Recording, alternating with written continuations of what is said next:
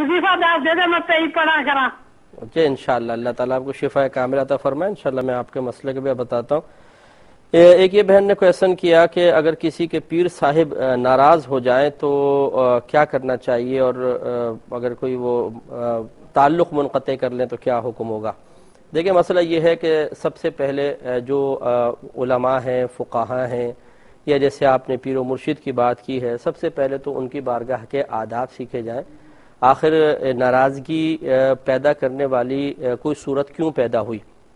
अगर आपने कोई बदतमीज़ी की है, कोई गलत जुमला बोला है, कोई गलत बात लिख कर दी है, कोई गलत रवैया इख्तियार किया है, तो यकीनी सी बात है कि सामने वाला अगर इस बिना पर नाराज़ है कि वो एक तरबियत करना चाहता है, एक इस्लाह करना चाहता है, तो उसके नाराज़गी बजा है। और फिर मसला ये होता है कि बाज़ औक़ात एक शख्स को समझाया जाता है और वो उस इस्लाह को मुकम्मल तौर पे कबूल नहीं कर रहा होता, बार बार साबिक़ा गलती को दोहरा रहा होता है। तो ऐसी सूरत में ये अकाबरीन से साबित है कि वो हिकमत इख्तियार करते हुए अपनी नाराज़गी को तवील करते हैं ताकि ये चीज़ ख़त्म हो जाए। जैसे एक आराबी थे, वो मस्जिद में आए और उन्होंने तेज़ी के साथ नमाज अदा की, फिर वो नबी करीम सल्लल्लाहु अलैहि वसल्लम की खिदमत में हाजिर हुए, सलाम किया, आपने जवाब दिया और फरमाया कि तुम नमाज पढ़ो क्योंकि तुमने नमाज नहीं पढ़ी। वो चले गए, फिर नमाज पढ़ी, उसमें फिर गलतियाँ रह गई, फिर आके सलाम किया, सरकार ने फिर ये जवाब देते हुए इरशाद फरमाया कि आप जाके नमाज पढ़ें क्योंकि आपने नमाज नहीं पढ़ी। वो फिर गए, फिर वापस आए, तीसरी मरतबा भी ऐसा हुआ। जब चौथी मरतबा सरकार सल्लल्लाहु अलैहि वसल्लम ने फरमाया कि आप जाके नमाज पढ़ें, तो उन्होंने अर्ज़ किया रसूलल्लाह मुझे अपनी गलती समझ में नहीं आ रही, आप बता दीजिए। तो नबी करीम सल्लल्लाहु अलैहि वसल्लम ने फिर उन्हें नमाज का तरीक़ा तालीम फरमाया कि आपकी नमाज में ये कोताही हो रही है, यानी वो तेज़ी के साथ अरकान अदा कर रहे थे। उन अराबी ने इस्लाह को कबूल कर लिया। अब सूरत हाल ये है कि जब 3 दफ़ा इस्लाह कबूल नहीं की, सरकार बार बार कहते रहे, चौथी मरतबा जब इस्लाह कबूल कर ली गई तो फिर उनको जाने दिया। ये मसला होता है बाज़ औक़ात के हम अपनी गलतियों और कोताहियों पर निगाह नहीं रखते हैं और एक गलती तसलसल से करते रहते हैं। तो 1 बार 2 बार 3 बार अगर समझाने के बावजूद वो गलतियाँ होती रहती हैं तो फिर वो नाराज़गी बिल्कुल बजा होती है। उस सूरत में इंसान अपनी गलतियों पर निगाह डालकर उसको ख़त्म करने की कोशिश करे, ये बहुत ही बेहतर है। तो एक इन्होंने कहा कि अगर किसी को कोई बच्ची ऐसी थी कि जिनकी शक्ल ऐसी थी जो बज़ाहिर मतलब पसंद नहीं आ रही थी, हालांकि शक्ल अल्लाह तबारक व तआला ने बनाई है और रंगत वगैरह के मसाइल, और दूसरी ये अलग बात है कि हमारा ज़ाविया नज़र होता है, वरना हर सूरत के अंदर अल्लाह तबारक व तआला ने एक हुस्न रखा है। उसकी सनाअत की कारीगरी अगर आप देखें तो हर सूरत के अंदर एक हुस्न है।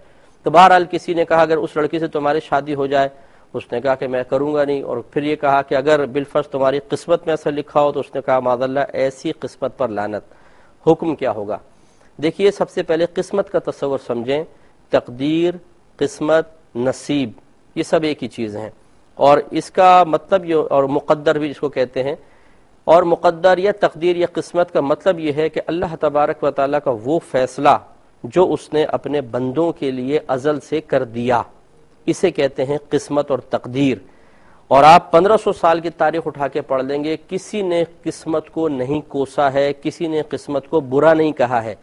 वजह इसकी यह है कि यह अल्लाह का फैसला है हमारे लिए। तो अब जो मिसाल के तौर पे अगर मेरे लिए अल्लाह तबारक व तआला ने रिस्क लिखा है और मैं कहता हूँ मेरी किस्मत में, इसका मतलब क्या है, ये अल्लाह का फैसला है इस रिस्क का मेरे लिए। तो अब अगर कोई किस्मत को बुरा कहता है तो वह अल्लाह तबारक व तआला के फैसले को बुरा कह रहा है, और जो अल्लाह के फैसले को बुरा कहेगा तो यकीन सी बात है कि वो दायरे इस्लाम से खारिज तस्वुर किया जाएगा।